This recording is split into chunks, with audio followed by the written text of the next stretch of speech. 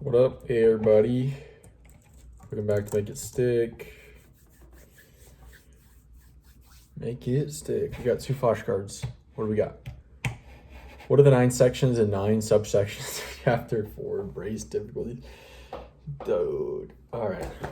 We'll try our best. How learning occurs?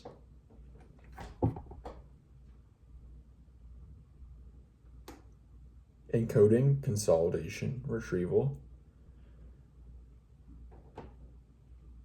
How effort helps. Mental models. Reconsolidating memories.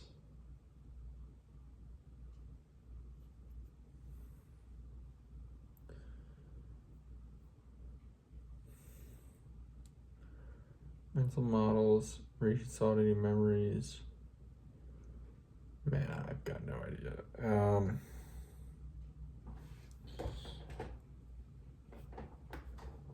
The takeaway. All right, that's so bad. Extended learning, updating retrieval cues. Easier isn't better. How effort helps. Reconsolidating memories, creating mental models, broadening mastery, fostering conceptual learning, improving versatility, priming the mind for learning, other learning strategies that incorporate desirable difficulties, failure, and the myth of errorless learning. An example of generative learning. Undesirable difficulties to take away. Holy shit, we got that terrible. What is Chapter 3?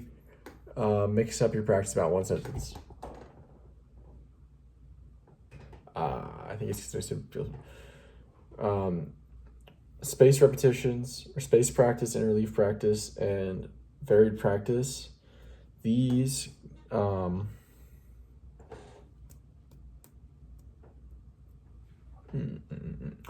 these actually feel harder, but lead to better learning than easy, fluent mass practice. Oops. Spacing, interleaving, variation feel harder, but produce stronger, longer lasting learning than easy, fluent mass practice. I think that's fine. Good. I guess we're getting the 9 sections and subsections of Chapter 4. Embrace difficulties. Yeah, we'll get that tomorrow, I guess. So what did we read about yesterday? Well, we're in a chapter 5, called Avoid Illusions of Knowing. Okay.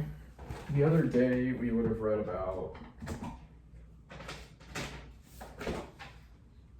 David Dunning and Justin Kruger and the Dunning-Kruger effect and the studies along those lines. That's not what we read yesterday, though.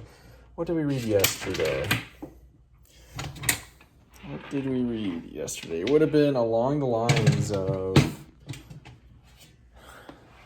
I'm not sure. It's the last section. Second to last section. Unskilled and unaware of it. That's that section. We read a whole different section, I think, yesterday. Not mental models. All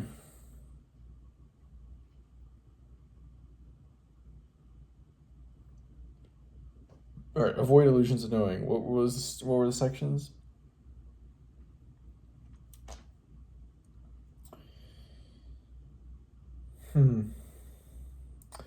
Mental models. Unskilled and unaware of it. Those are 2 of them.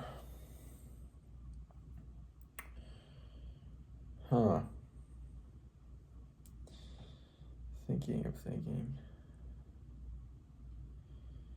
Come on now. What do we have from yesterday?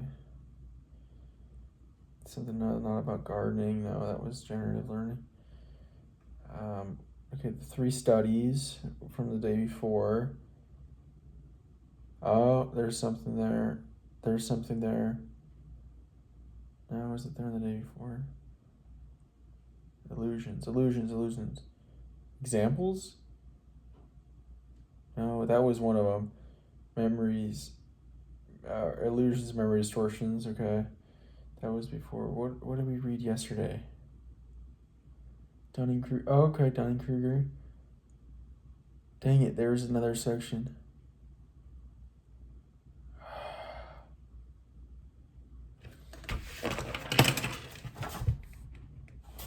What is the section called? That's all I need.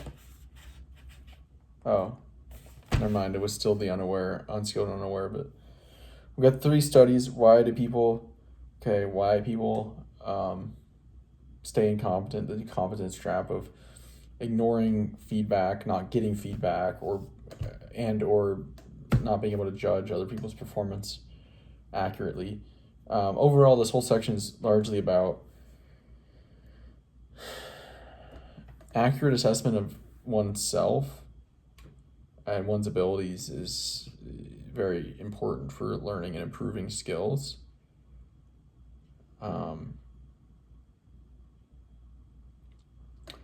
Right. So the goal is to actually find objective ways to measure our performance. So testing, another reason why testing is so great.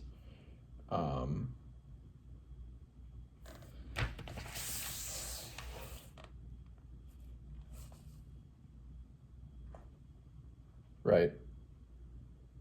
How do we base our progress in reality rather than in objective reality rather than in subjective reality? These objective gauges, such as testing.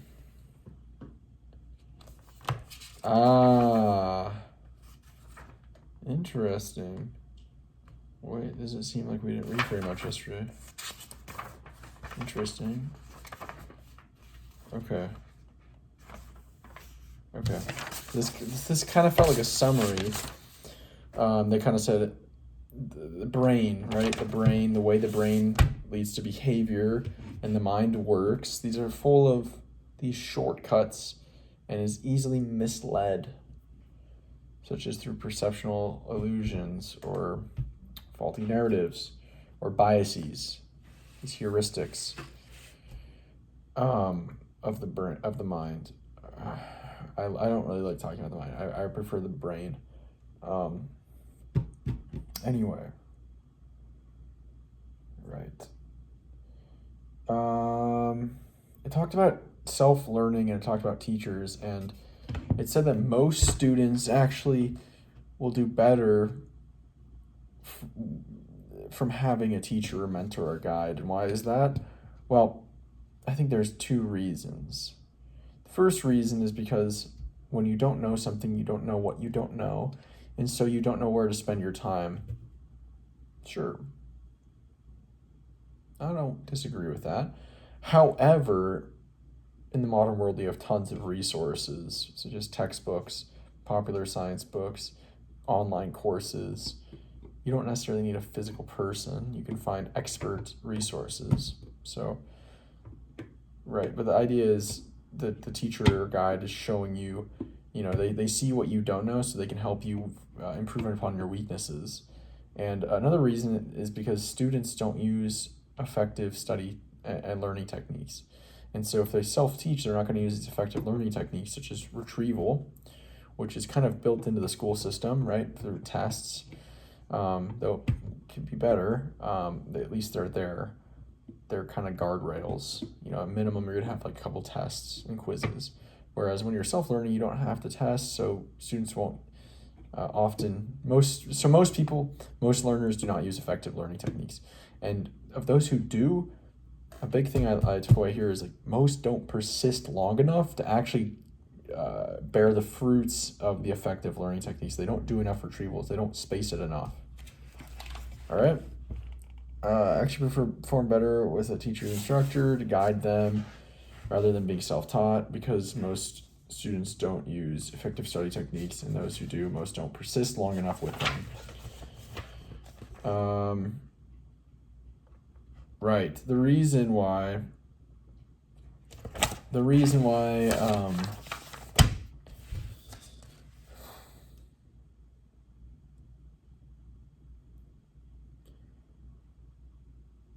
it's important to talk about our judgment, talk about our cognitive biases in the context of learning science, is because this brain that is easily misled through these heuristics and biases, this is the same brain that decides what to study and how to approach the learning. So that's why it's important. And then one more note, basically different industries, different domains have different levels of the amount of objective feedback you receive, some more than others. I think maybe you can think of like hard sciences in school versus softer subjects.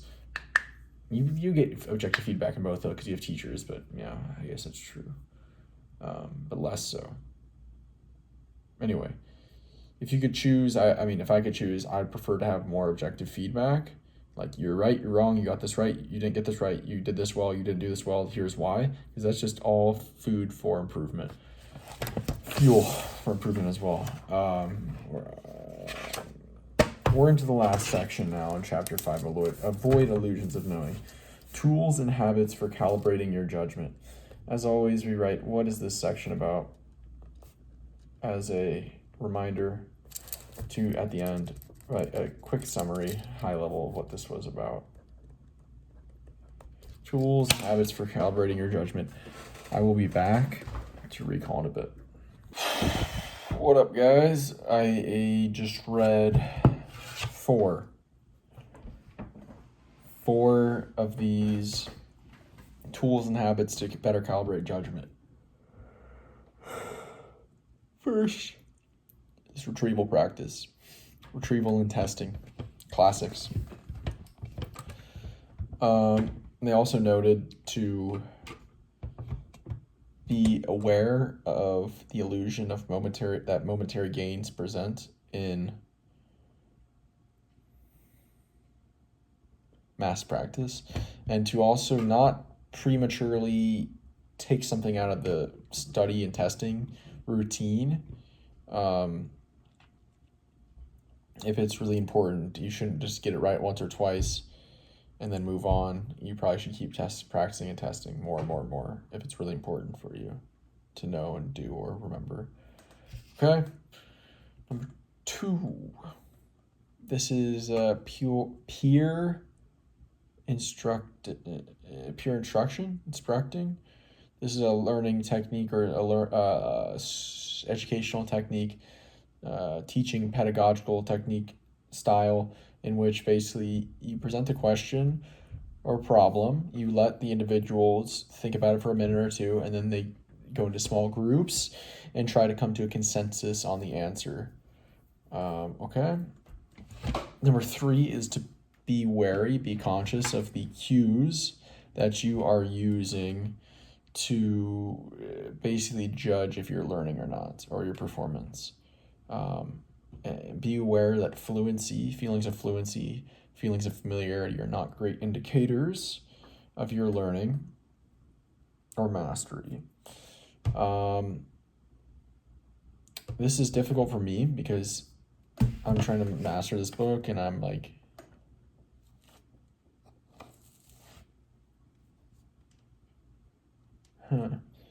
yeah, I'm only really doing a couple retrievals, and this first retrieval right now is really like short. I mean, it's not short. It's I just read this, so like talking about it now, it's a retrieval, but it's really not a great indicator of learning. The next day, that's a decent one, but really for me, the indicator of what if I'm learning or not is like, how much of this stuff can I just explain off the top of my head? How much can I summarize the book? When people talk about this book, how do I know what they're talking about? Can I explain key concepts in my own words right away? But also, this is a learning style and technique that I've developed through these videos and through learning science, cognitive psychology research. And so it's a test for me too. Like, I really only know in the end how well this learning technique or system works in the long run. You know, a year after I'm done reading this book, what will I still be able to know? Beyond that, I use ChatGPT for self-quizzing. That's a very amazing new technology that's come out since the writing of this book. But yeah, I mean, really the goal would be to actually talk to the authors of this book once I'm done, and that would be a great indicator of how well I learned. Can I talk to them and be like, where do you think my weaknesses are? How well do you think I understand the book? That would be great. That ties into the 4th tool or habit for improving judgment, which is peer review, peer feedback / corrective feedback. And this is one that's probably kind of difficult for me in the learning style I'm using because I'm on my own largely. I don't have an instructor or mentor or guide or even student, like colleagues, but or peers, but it doesn't. I think it doesn't have to be just like purely,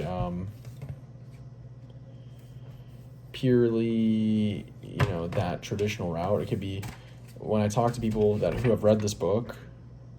Do they respect how well I know this book, or do they seem like they don't think I know the book any better than them or anyone else? That's a good indicator. That's pure feedback. But yeah, I think that's basically it.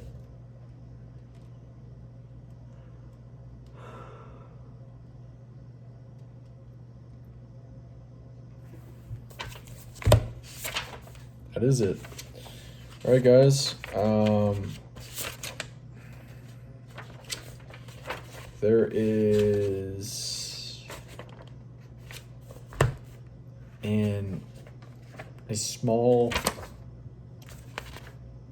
there's a decent chance. There's a small chance, but there's an okay chance that we finish reading chapter 5 tomorrow, which is truly like a huge milestone for me. We're officially over halfway done with the book. There's only 8 chapters in this book. If we finish chapter 5, like, that's a pretty serious thing for me. Like, this has been a massive project. This may be my largest self-learning project to date. I mean, this is day 68. We are over 30 hours. 30 hours of high leverage, high focus, deep work with effective learning techniques according to science. I'm pretty proud of this, so I'm excited to see where it continues to go.